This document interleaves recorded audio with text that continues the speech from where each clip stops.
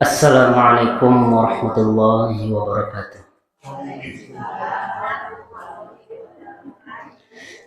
Innal hamdalillah nahmaduhu wa nasta'inuhu wa nastaghfiruh wa na'udzu billahi min shururi anfusina wa min sayyiati a'malina. May yahdihillahu fala mudilla lahu wa may yudlilhu fala hadiya lahu. Asyhadu an la ilaha illallah wahdahu la syarika lahu wa asyhadu anna Muhammadan 'abduhu wa rasuluh. Allahumma salli ala sayyidina Muhammad wa ala ali sayyidina Muhammad.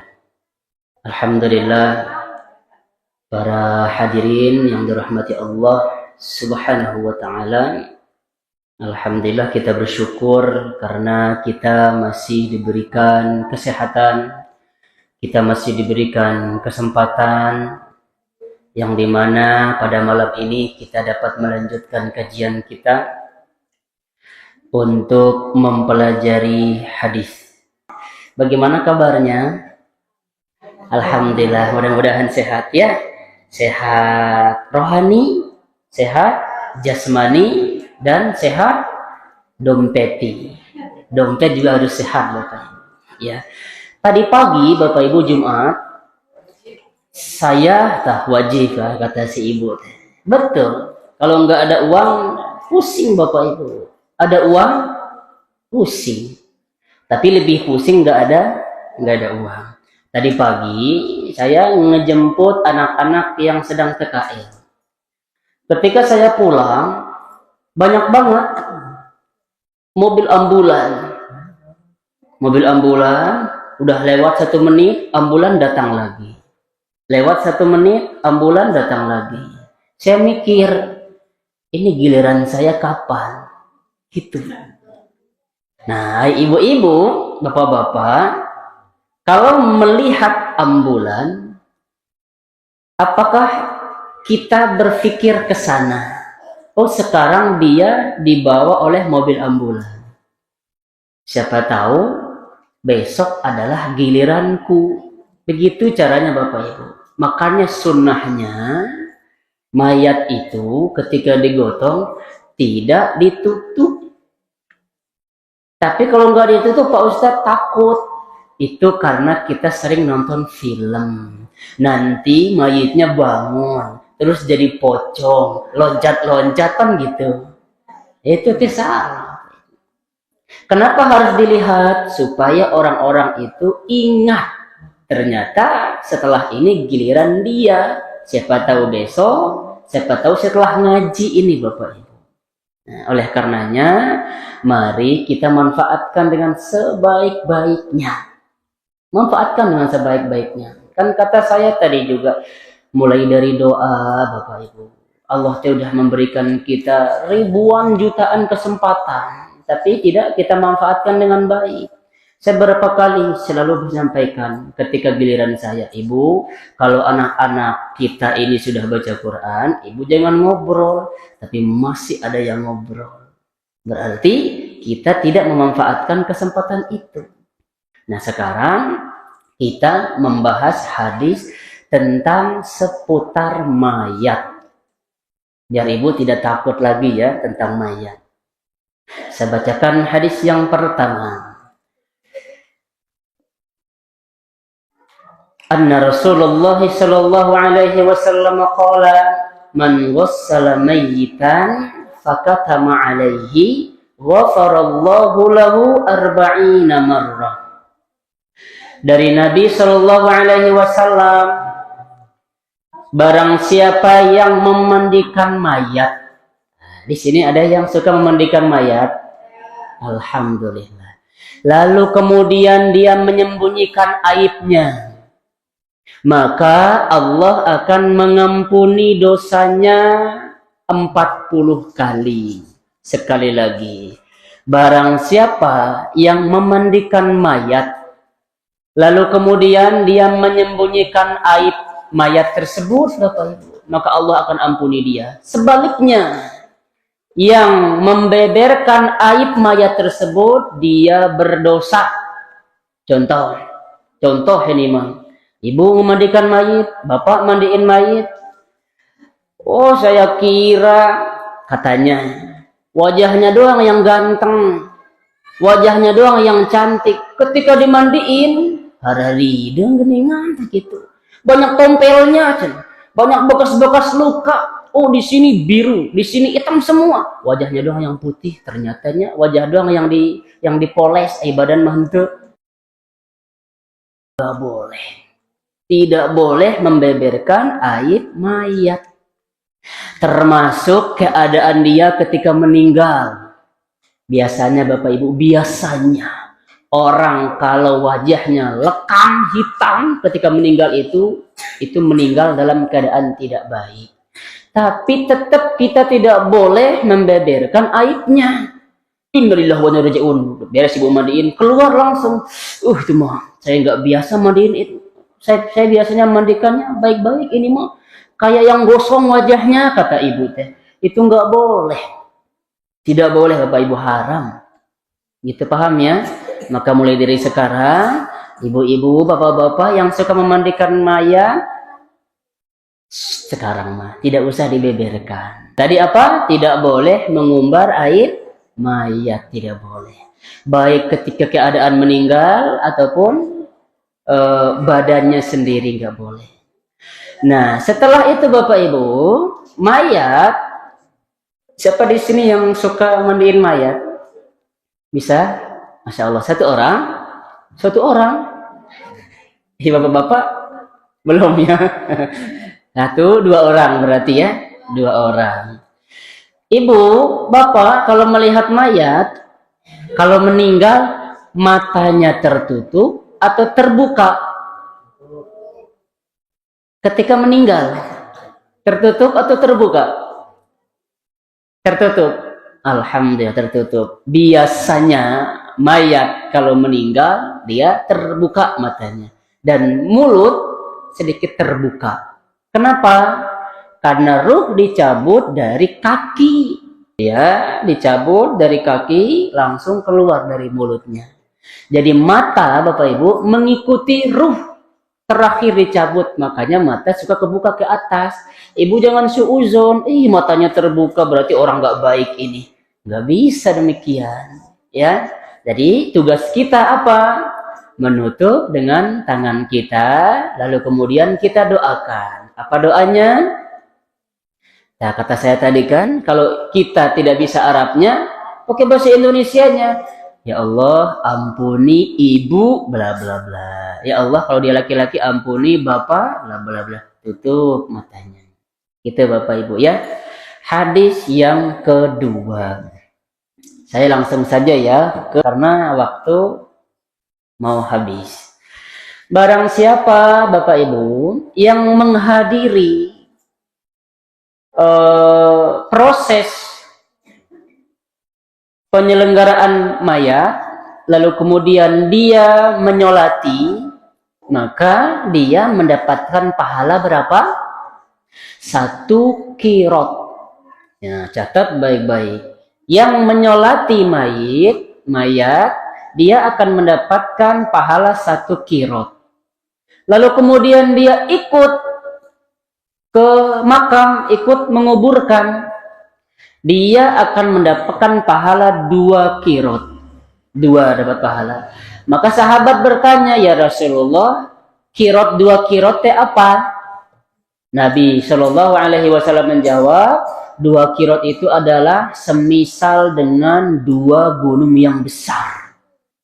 Namun, di sini ada hadis Bapak Ibu.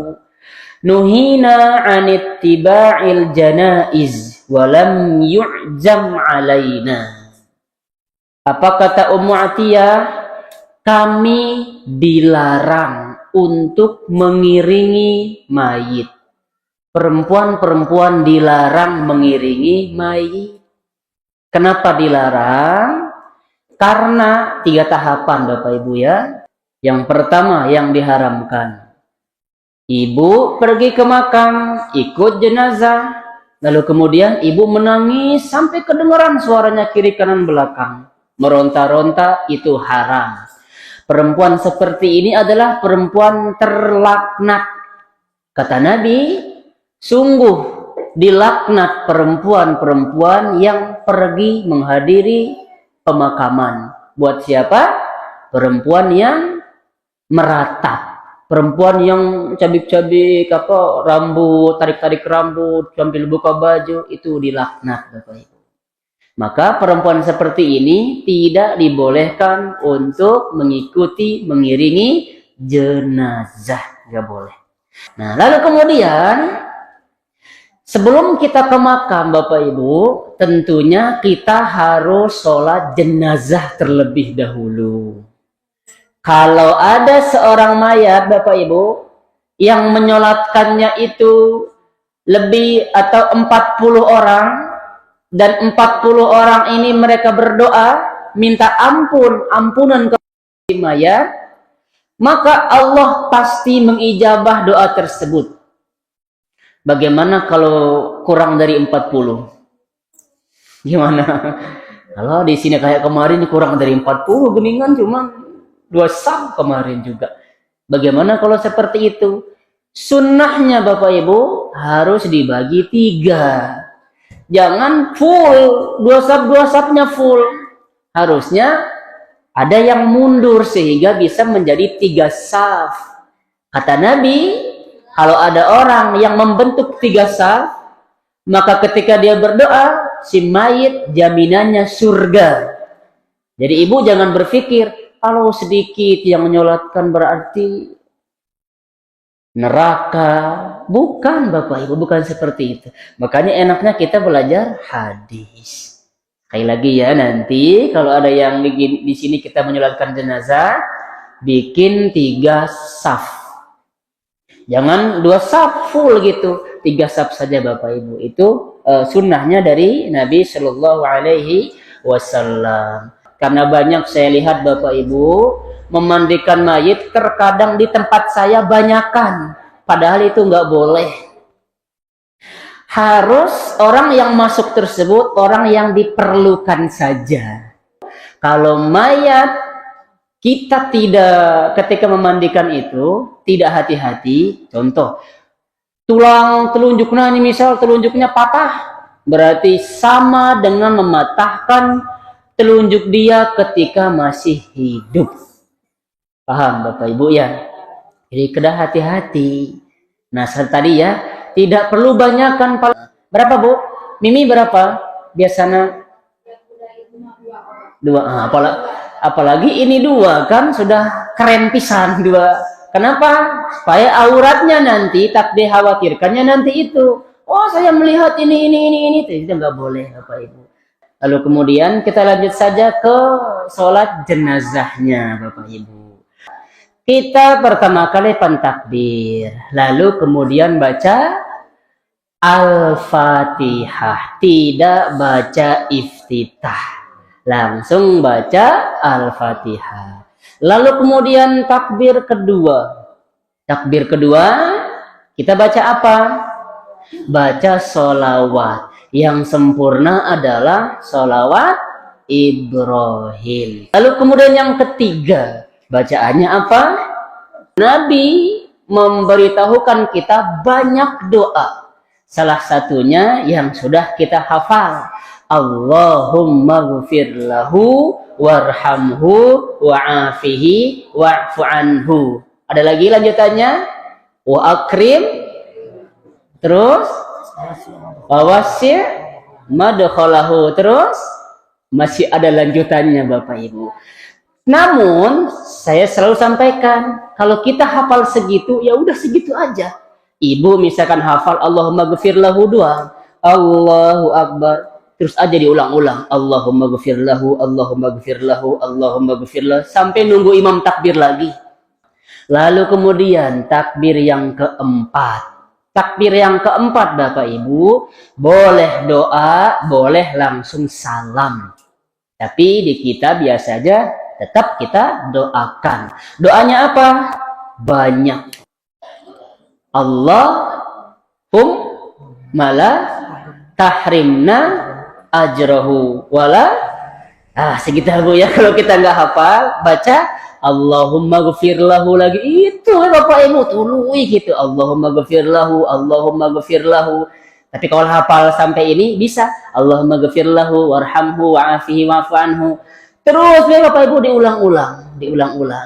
Namun Bapak Ibu, yang jarang kita ketahui adalah sesuai yang ada dalam hadis.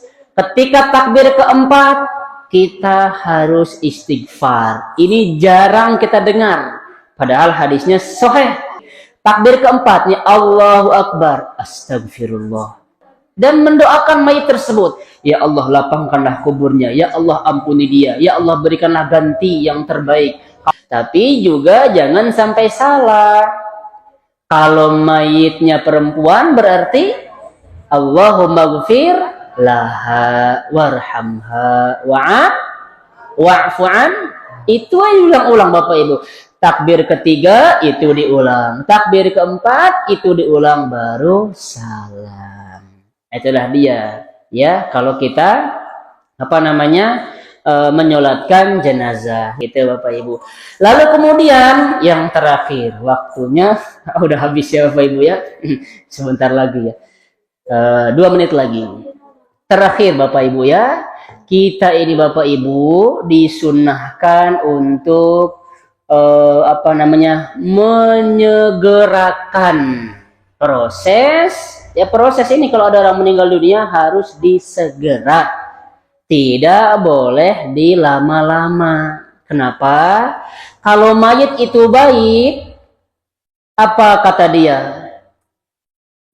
Segeralah aku diangkat, digotong. Persegeralah, segerakan kata mayit. Dan kita mengantarkan kebaikan untuk mayit. Kalau mayit ini dia tidak baik, apa yang dia katakan? Celaka katanya. Celaka, kalian mau bawa aku kemana? Ini dia sambil teriak-teriak Bapak Ibu. Semua mendengarkan kecuali manusia. Kalau manusia mendengarkan kata Nabi SAW, maka dia akan pingsan, pasti pingsan. Mendengarkan teriakan si mayat berteriak, kalian mau membawaku kemana? Celaka diriku, celaka diriku.